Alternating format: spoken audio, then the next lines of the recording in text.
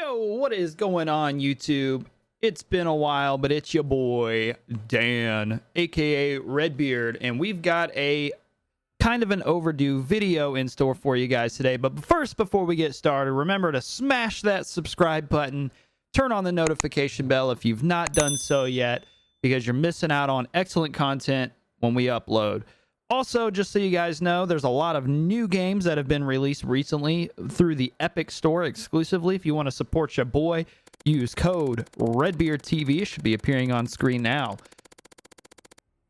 All right, without further ado, let us get into the topic of discussion today. So, Modern Warfare, Call of Duty Modern Warfare 2019 has been an interesting experience. Here we are, November the 13th, 2019, as of this recording. Modern Warfare has been out for maybe just over 2 weeks, almost 3 weeks or so. And, you know, it's had a lot of controversy, a lot of anger brought on by the community in a lot of different ways, whether it be the 7.25 shotgun, whether it be the riot shield, whether it be broken lobbies as far as waiting to get in, or it be offensive names, or it be broken progress bars for challenges. There's been a lot of issues with this game, and I think this is a result of a rushed product. However, this game does store a lot of great, unique things about it that make it still a great Call of Duty game. And a lot of those things are kind of hidden under all that extra bullshit, as I like to call it. So, a lot of the positive things, in my opinion, are going to come into the Creator class, where you have just so much customization. A lot of people have mixed feelings about this because it's not stuff that you can unlock or get to use right out of the gate. A lot of it requires you to grind, put a lot of effort and energy into unlocking attachments, unlocking new guns, or even unlocking variants of guns. So there's a lot of cool things, and I can definitely applaud Infinity Ward for keeping their promise of keeping microtransactions to a minimum, and keeping where variants or skins are unlockable by playing the game. I think that's a great thing that over the years many developers have failed to keep as a promise. Right now, I believe in the item shop, right now, the only purchasable item is Call of Duty Endowment, which, for those of you that do not know what that is, it's $10. You get a watch in the game, which actually displays the current time and the date and the year.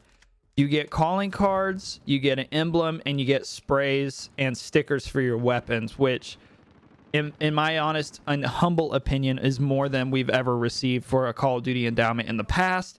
And what they use that money for is to go towards helping veterans that are either unemployed or unable to find work temporarily, which is a great program. I've always supported it because at that point, you know, that's our veterans, that's our people that protect us and give us the ability and the right to have the opportunity to sit at home and play Call of Duty, yada yada yada. So we got to support those guys. Now, this video is going to be a little bit mixed on opinions. I know we're already about 4 minutes in, but I can honestly say one thing. I'm genuinely enjoying Modern Warfare. It's probably the most fun I've had in literally years on a COD game. Is it perfect? By no means is this game perfect. It has a lot of issues. There's a lot of minimalistic issues, things like the barracks, the progress bars for daily challenges, missions, camos. Like, they're such minuscule little things in that sense, but they can really vary and change your experience with the game. As far as weapon balance and things like that, the game has had mixed results, in my opinion. overall, most of the weapons are balanced. You have a few that really stand out to where if you find a lobby, which about 90% of the time you're going to run into this, but if you have a lobby where they're using nothing but M4s or 7.25 shotguns, it's a very unpleasant experience. Or if they're using both with the overkill perk. So whenever you have people spamming that, it can create a very not fun experience because you're running into a lot of shotgun spam. And as those of you that have been playing this game since launch know, the 7.25 is basically a sniper rifle that shoots buckshot and has the ability to unlock slug rounds. Now, to defend Infinity Ward a little bit on this, or play devil's advocate, let me rephrase that. To play devil's advocate, these guys are trying to create a realistic wartime simulator, right? They're trying to recreate a realistic concept of weapons being overpowered, of being able to take somebody down in a reasonable amount of time with a fast time to kill. And I believe that their approach with the 7.25 basically is, hey, it's only 2 shots. It's not like any of the other shotguns that have multiple shells. It only has 2 shots. You miss those 2 shots, the range is justified in their mind. Maybe. I don't know. I'm kind of speaking for them in that sense. But as everybody knows, you just kind of point and click. And if you're playing cross-platform and you're on controller and you're going against keyboard and mouse players, in terms of that gun, you're at a little bit of a disadvantage. I play with majority PC players, and I'm on PS4 myself, and I see them do some crazy, ridiculous snapshots with that gun. So it's a little bit of a justified anger with that weapon. Now, you have other guns like the AK-47, which have a lot of recoil, but they hit hard. They balanced in that sense. They have this gun that could be a laser beam, and it does some crazy, insane damage, knockdown power by default, right out of the gate. But it bounces and jumps around to the point it makes it, in that sense, a fair gun. If you come around the corner, you've got a pistol, you've got an SMG or something, this dude's got an AK, you're just as viable to kill him as he is you, because, yeah, he does a lot of damage, he knocks down, hits hard, but his gun's bouncing around a little bit more than your MP5 is or your MP7. So the problem that we're seeing, though, is people are spamming the 7.25 or the M4, right? That's the big issue. And they've already kind of addressed this with patch notes and stuff like that, which is super long and detailed, but I just pulled up some condensed ones. And basically, their focus was to reduce the range. And that's my thing. I'm kind of coming from that middle ground of people of, like, the damage is fine. How much damage or knockdown power this thing has is fine. It's the range. I'll insert some clips where it'll show and reveal. We're playing night vision mode, and I'm pretty much sniping across the map with this thing at a ridiculous, crazy, insane range. And that would be the issue at hand, right? Is the fact that the range, you put a scope on this thing, you throw slug rounds, you can go to ground war, and you're playing Battlefield 3 at this point. If you guys have any experience with Battlefield at all, you could do any shotgun, put slug rounds, put an 8x scope on an extended barrel, and bipods. Yes, on a shotgun, you could do that on Battlefield 3 if I remember correctly. And even if you couldn't, if you had good accuracy, you could shoot people across the map. And we've seen this clip on Twitter and stuff of people doing so on ground war with the 7.25. I call it the Olympia. The Olympia with the whatever that scope is called. I think it's just called a scout scope and slug rounds. So there's no reason for that. That to me is extremely overkill. I think, though, their approach of making everything very overpowered with a fast time to kill is great, because it does bring back the nostalgic reminiscence of Modern Warfare 2. You can't... one thing I will say that this game really needs to improve on is going to be map design. Map design, unless you're playing objective-based modes, the map design in this game is atrocious. It's bad for team deathmatch players. It's bad for free-for-all because of the spawns. I feel like if the spawns were manufactured in a better way, to where they're actually rotating or flipping. Piccadilly is a great example. They say that they patch this. I don't see it. Today I was playing Piccadilly after the new update, and it didn't really seem to matter how far into their spawn I pushed. It never really truly flipped until they snuck around and got behind me and pushed out over halfway onto our side of the map. So I don't really see an improvement with that map. And that's not just that map. Every map kind of has its choke points to where you can be spawn trapped.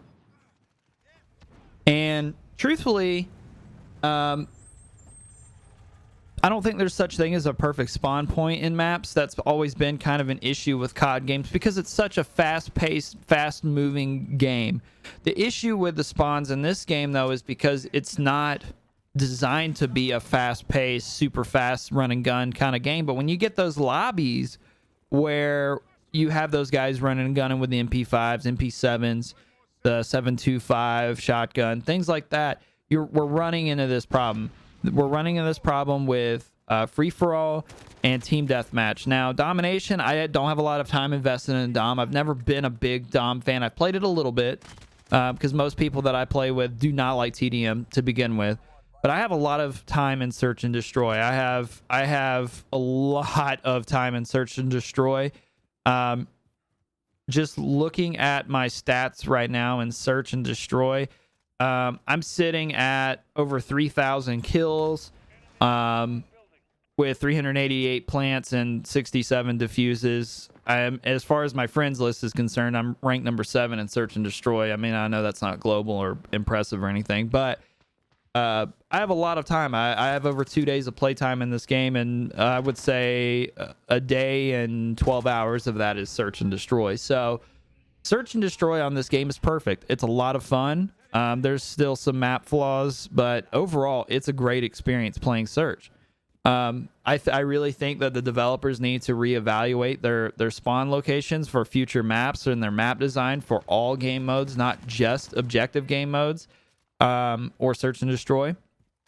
And then as far as like the larger scale map gameplay, like the 20v20s or the 10v10s, some of the maps even they're too big. A good example, I cannot recall the name of it, but it's the one with the castle in the middle. It's got like a swimming pool and it's got all the crates and stuff. That map is way too big, even for 20v20. There's no reason you could take that section where there is just the castle and then that little outer perimeter where the gate like the fence. That would be the perfect size for that map for 20v20 or 10v10. And it doesn't sound like it when you're talking about it, but when you get in there and start playing it and kind of experiencing the game, there's too many places for people to just prop up with claymores and hide, which I am an old school COD player. I like claymores. I didn't really see an issue with them as much as they can really trigger me and piss me off when somebody's holding a position down, plant. They get a kill, they, do a scavenger and plant again. But that's some stuff that whenever the map is so big that they can just kind of do that and literally any part of the map and they kill you and you have no idea where they're at because the map is so big, that's kind of an issue in my opinion. But overall, I've been enjoying this game. I don't think it's the best COD by any means. I don't think it's the worst COD. I've been hearing people say Infinite Warfare is a better Call of Duty than this. I would honestly strongly disagree. I really enjoyed Infinite Warfare. I think it was an underrated Call of Duty. I had a lot of fun playing it back in the day, but it's definitely not a better game than this. There was a lot of mechanics in that game that I think honestly Advanced Warfare did better with the advanced movements. I know that's super unpopular opinion, but I think whenever we got into wall running with the jetpacking, that was the wrong direction. I don't think we should have ever had wall running in Call of Duty. But anyways, I don't know. I would recommend this game to most of my friends or family that play COD, most of my viewers that like Call of Duty that have been kind of waiting on reviews and stuff. I would recommend it. Just know what you're getting into. It's very reminiscent on everything's overpowered and kind of broken, and you just kind of have to be okay with that and take it or leave it. That's kind of like how Infinity Ward handles that as well. They've been very like in touch with their community, but they've also been very like, this is just how it is, like, you know, embrace it. You know, there was a lot of controversy with their message of the days and stuff like that. So it's very give and take. I think personally, I would buy it again. I've been having a lot of fun, and like I said at the beginning of this video, it's probably the most fun I've had on a COD game in a long time. I've been, you know, I've got that saying when I'm streaming, when in doubt, RPG out. You know, when you got those guys, they're just camping in a building, using a shotgun and a Claymore, just RPG in the window. Don't cry and scream about it. Take an RPG out. Just shoot them in the window. You know, that's what that's there for. That's why they've made that they've given you the opportunity to use those attachments, those weapons. So, you know, you hear people say adapt and stuff like that. I don't really like saying adapt because it is very cringy, but to an extent you kind of have to. Like when you go into a lobby, people are playing a certain way. They give you the ability to edit your class in game. Slow down, take 2 seconds, edit your class. Somebody's chilling in a building, they're camping there with a Claymore and the 725. Dude, go in there to your class, take your pistol off, put on an RPG, and shoot them through the window. I mean, that as like cheap and dirty as that sounds, I mean, you just kind of have to do that with this game. That's the way this game overall was designed to be played, and just, you know, embrace it, roll with it, make it, you know, own it. And have fun with it. That's what I can say, is this game is genuinely, for me, been a lot of fun. But thank you guys very much. I know this was a super long video. I just wanted to kind of go in depth, my thoughts, my feelings, my vibes on Modern Warfare. Do I think it's a perfect diamond gem that everybody should buy? Not at all. I think it does have a lot of issues. I think a lot of those issues are slowly but surely being addressed. I think a lot of the issues we're running into is the result of a very rushed game. But overall, I think this is going to be a great game. I think this is going to be a game that, you know, kind of like Sledgehammer with World War II. Once we kind of get into the meat and potatoes of the life cycle, the game's just going to get better and it's going to age well. I just think initially starting out, it's had a little bit of a rough start. So, but yeah, guys, if you enjoyed it and you've made it this far, thank you so much for tuning in. Hit the like button, share it with a friend, turn notifications on, all that good stuff. Bam, bam, bam, bam. And everybody have a great rest of your day. Much love.